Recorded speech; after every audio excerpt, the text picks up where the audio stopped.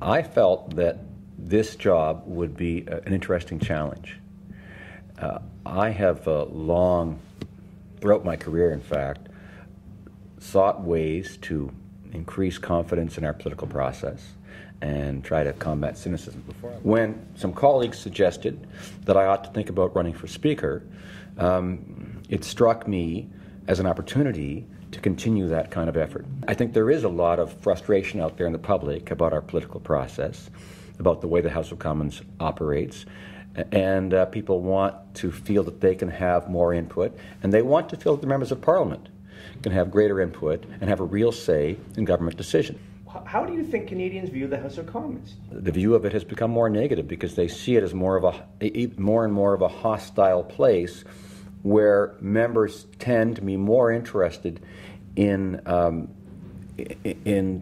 taking their partisan side of an argument than in looking for improvement and changes. Now, that's not entirely fair, I think, because members work very hard and they are determined and they are very serious about trying to build a better country. They may have different and very strong different views about how to do that.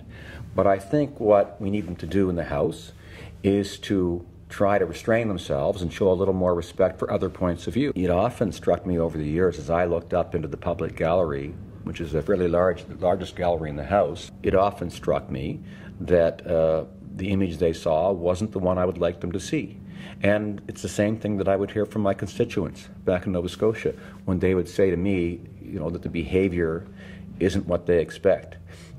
So what I hope, frankly, is that Canadians will say to their members of Parliament that they in fact appreciate the tone that the Parliament has set so far, that in fact I think we're off to a good start. Generally speaking, the Speaker, I think, ought to have a light hand and a fairly light tone whenever possible.